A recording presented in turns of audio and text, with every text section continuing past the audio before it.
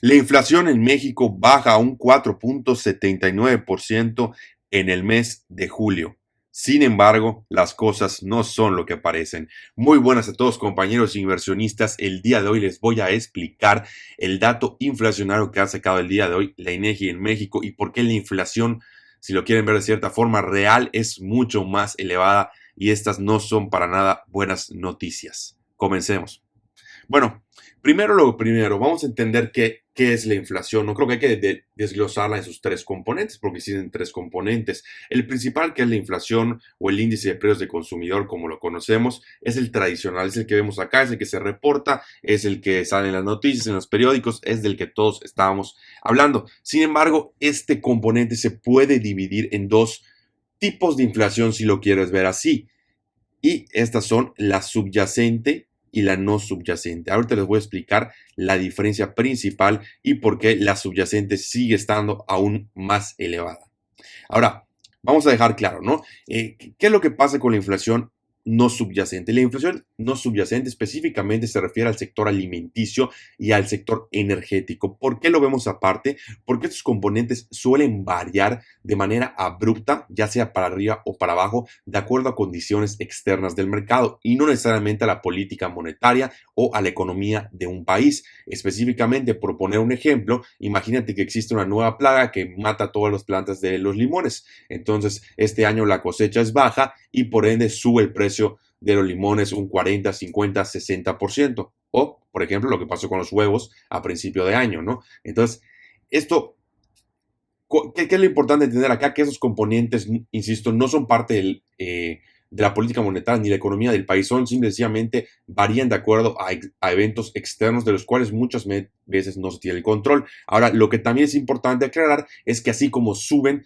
también bajan. Por ejemplo, el precio de los limones, si subió un 40% este año, al año siguiente, cuando ya no existe esta plaga, cuando ya se haya controlado y hay una mejor cosecha, lo único que va a pasar es que van a bajar los precios de manera significativa. Obviamente no necesariamente tiene que ser el próximo año, puede ser dentro de 2, 3 años, dependiendo de lo que tarde en componerse la situación de la oferta. Pero lo que me refiero es que no están subiendo o no van a subir de precios de manera sostenida, ¿no? De hecho, si suben, van a tender a bajar. Mismo caso lo que pasó con el petróleo, hablando de energéticos, el año pasado, a raíz de la guerra entre Rusia y Ucrania, subieron los precios de manera importante. Sin embargo, al día de hoy, estos precios se han reducido y han vuelto a sus históricos medias, ¿no? A lo mejor un poquito más elevado a lo normal, pero nada de qué preocuparse. Entonces, ¿por qué hacemos acá la diferencia? Porque, como comentamos, el no subyacente suele variar mucho, ¿no? Y si vemos acá la gráfica moradita, vemos como los picos y también las caídas para abajo son más pronunciadas que la inflación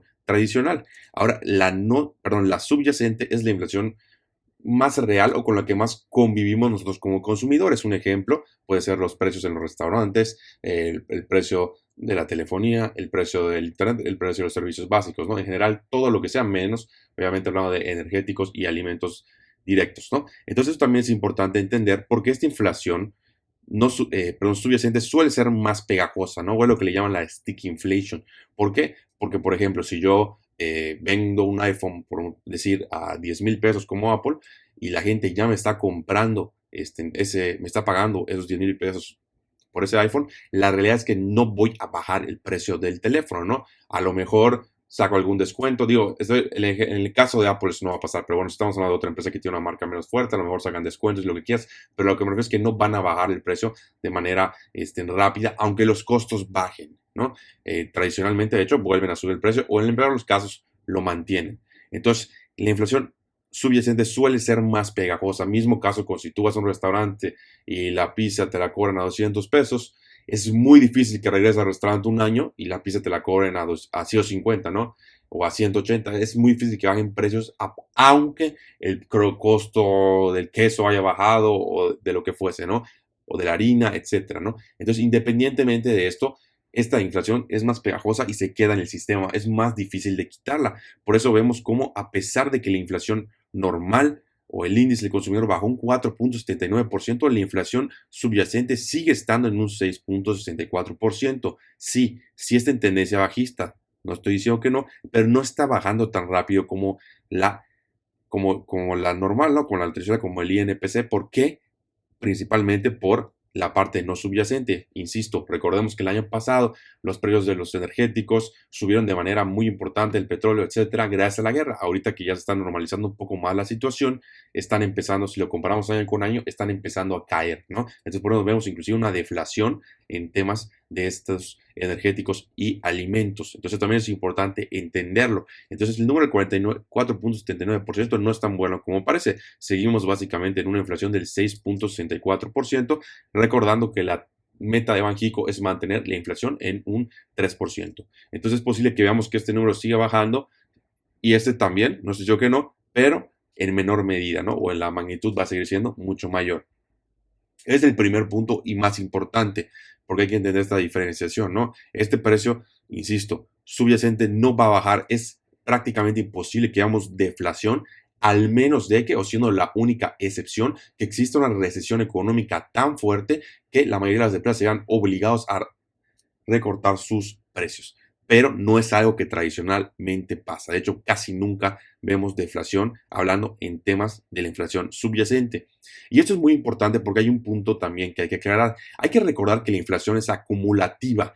¿A qué me refiero yo? Porque lo he visto en bastantes posts de la gente que a lo mejor no entiende qué está pasando con la inflación, que dicen, sí, wow, la inflación ya está en un 4%, está padrísimo, ya no están subiendo los precios, está bajando la inflación, ¿no? Entonces, mucha gente cuando escuchan esta frase, bajando la inflación, piensan, está bajando los precios en general, y la realidad es que no. Lo que está pasando es que está bajando el aumento de los precios. Los precios siguen aumentando, pero en menor medida. Eso se llama desinflación. Deflación sería que ahora sí los precios estén bajando. Entonces también es importante aclarar porque mucha gente se consume y como ve, sí, ya bajó la inflación del 7 al 4%, significa que los precios están bajando. No, no están bajando, solo están subiendo en menor medida. Y si hacemos una calculadora, hay que recordar que la inflación es acumulativa. Voy a poner un ejemplo. De nada te sirve que me digas, en el 2021 tuvo una inflación del 30% y en el 2022 tuvo una inflación del 0%. ¡Wow! Padrísimo. ¡Viva la economía! Estamos con todo. No, no sirve de nada porque si sacamos el acumulado, tuviste una inflación en 2 años del 20% que sigue estando altísima, ¿no? Y de hecho, para hacer este ejercicio acá en la página de INEGI podemos ver la inflación desde enero de 2020 hasta julio, es decir, hasta este mes del 2023. Y lo que nos damos cuenta es que la inflación acumulada es de un 21%. ¿Qué significa eso? Que si regresamos en el tiempo y lo que estamos comprando en enero de 2020 y lo compramos lo mismo al día de hoy, nos va a costar un 21% más caro, lo cual es una brutalidad, tomando en cuenta que son 2 años y medio, ¿no? Entonces la inflación sigue estando alta, la inflación que se generó fue altísima y la única manera de normalizar las cosas sería teniendo inclusive un periodo de deflación. Ahora lo importante es que la única forma de tener deflación es con una recesión económica, ¿no? Entonces estamos ahí en medio entre la espada y la pared. Pero es una realidad que los precios han aumentado un montón. Por eso la gente cada vez en que sale se da cuenta que todo está más caro, a pesar de que dicen que entre comillas está bajando la inflación, pues son por esos dos temas. Uno, insisto, que esté bajando la inflación no significa que los precios están bajando, simplemente significa que están subiendo menos. Y dos, la inflación de ahorita no significa que esa sea la que estamos viendo. La inflación es acumulativa. Entonces, ¿a qué quiero llegar esto? Que el año pasado, 2020, 2021, inclusive 2022, hubo inflación muy, muy elevada, ¿no? Entonces, independientemente que este año la inflación sea menos elevada, eso no alcanza para justificar los 3 años que llevamos con una inflación altísima en México y en el mundo. Muy bien, esto por el día de hoy. Nos vemos en el próximo.